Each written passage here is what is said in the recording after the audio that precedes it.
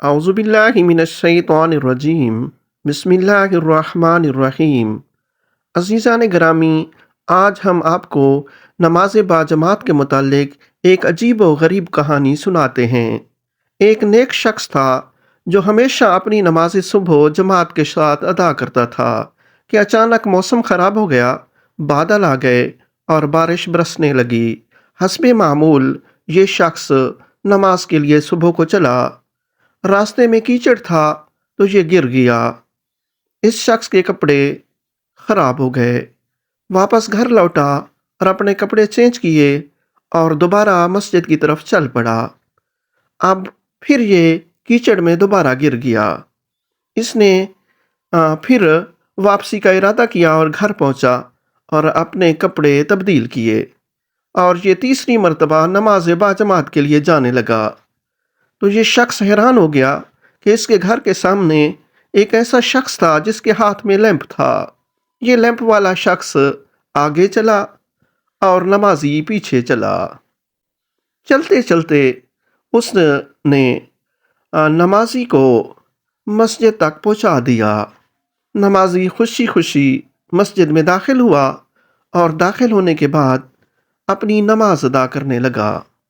جب اس نے نماز صبح ادا کر لی تو مسجد سے باہر نکلا تو حیران ہو گیا۔ لیمپ والا شخص ابھی تک کھڑا تھا، اب لیمپ والا شخص آگے اور نمازی پیچھے جانے لگا۔ اس لیمپ والے شخص نے نمازی کو گھر چھوڑ دیا۔ نمازی نے حیرت سے پوچھا کہ یہ بتا آپ کون ہیں؟ تو اس نے کہا اگر پوچھنا ہے تو میرا نام شیطان ہے۔ تو اس بندے نے کہا کہ شیطان کا کام تو گمراہ کرنا ہے، آپ نے تو ایک نیکی کا کام کیا۔ شیطان نے کہا میں مجبور ہو گیا۔ جب پہلی دفعہ تو کیچڑ میں گرا تھا، اللہ نے ملائکہ کو آواز دی تھی، اے میرے آسمان والے ملائکہ گواہ رہنا، میں نے اس شخص کے صغیرہ کبیرہ گناہ معاف کر دیے۔